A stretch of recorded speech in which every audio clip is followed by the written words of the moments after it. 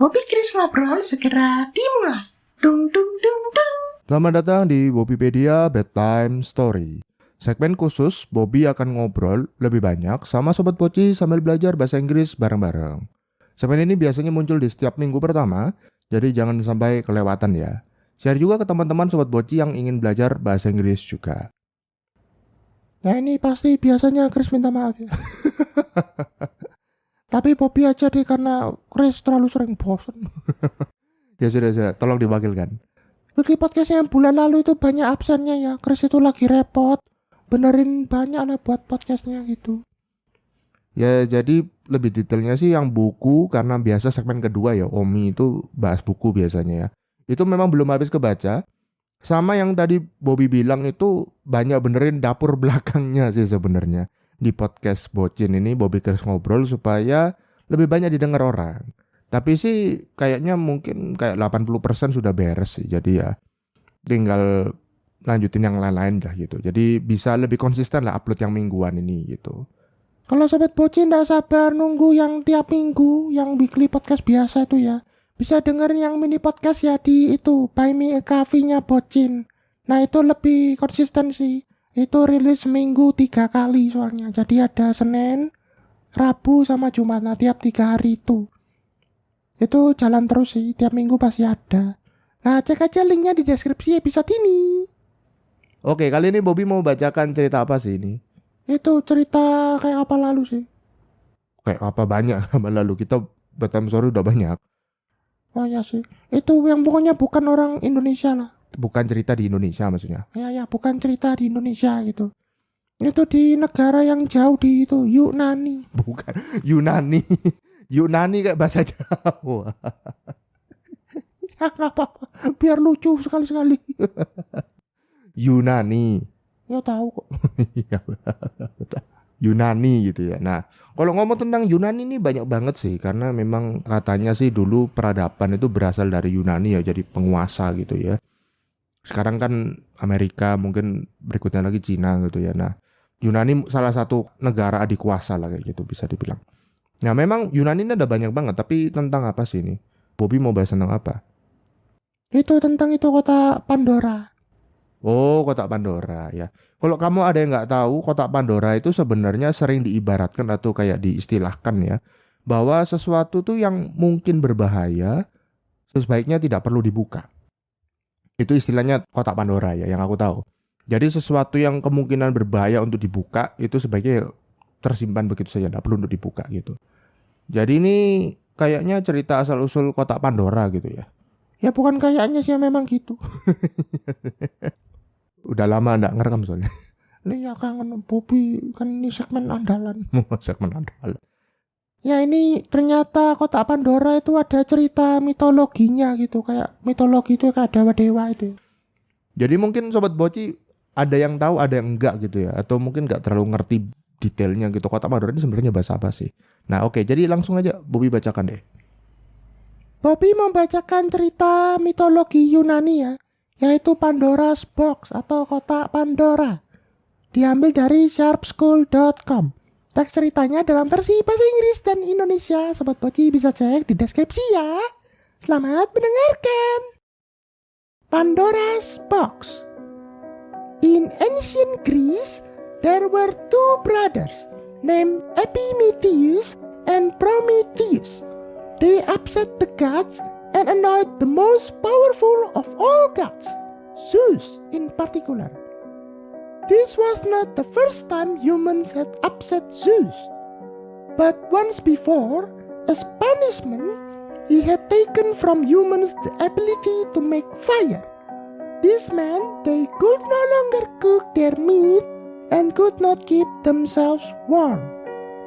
However, Prometheus was clever and he knew that on the Isle of Lemnos lived Hephaestus, the god who was a blacksmith. He had a fire burning to keep his forge hot.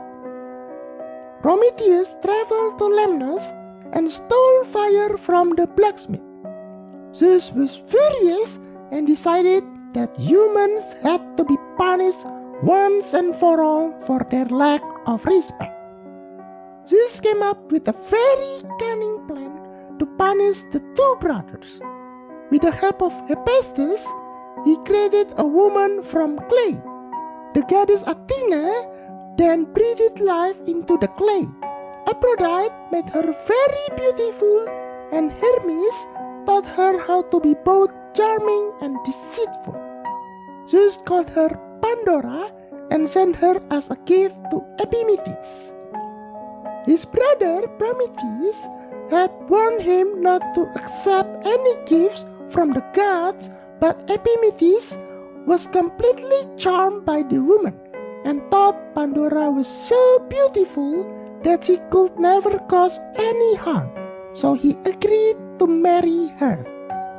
Zeus, pleased that his trap was working, gave Pandora a wedding gift of a beautiful box. There was one very, very important condition, however, that she must never open the box.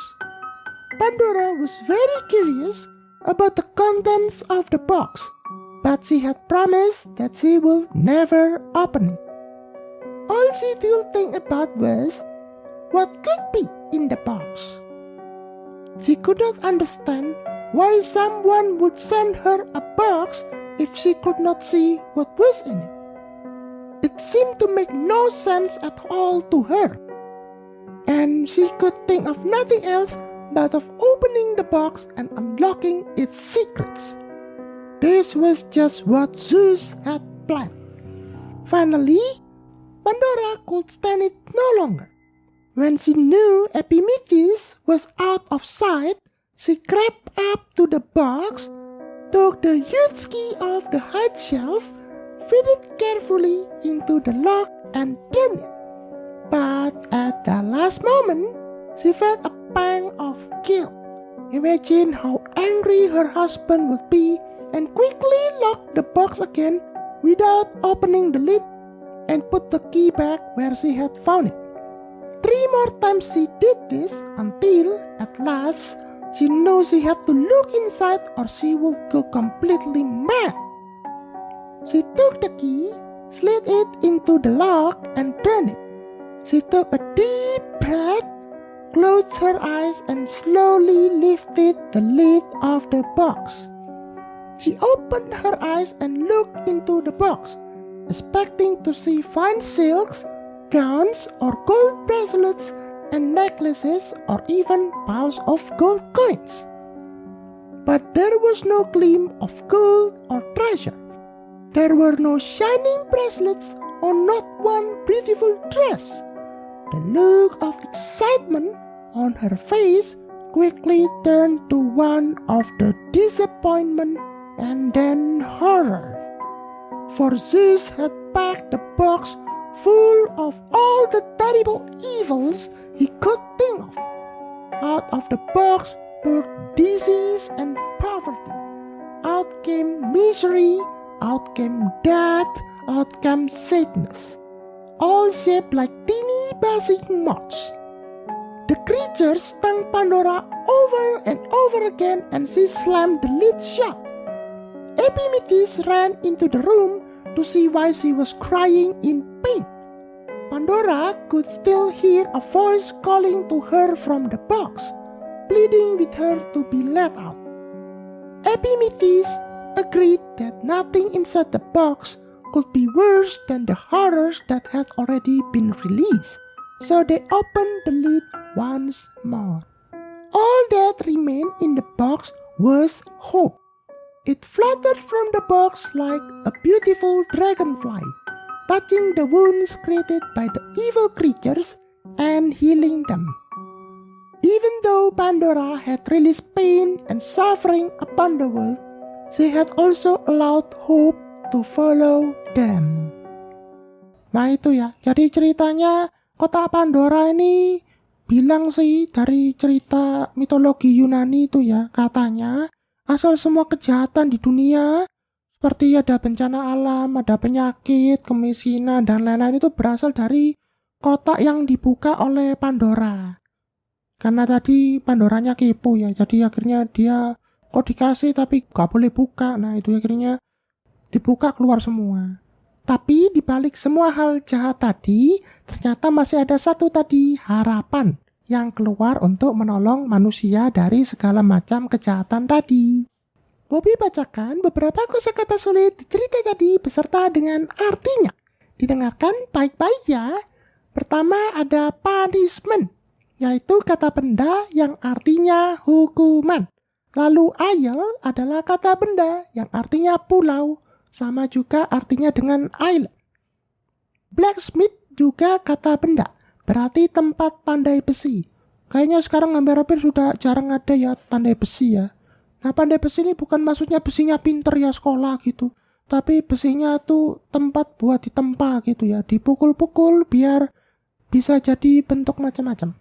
Clay adalah kata benda, artinya tanah liat.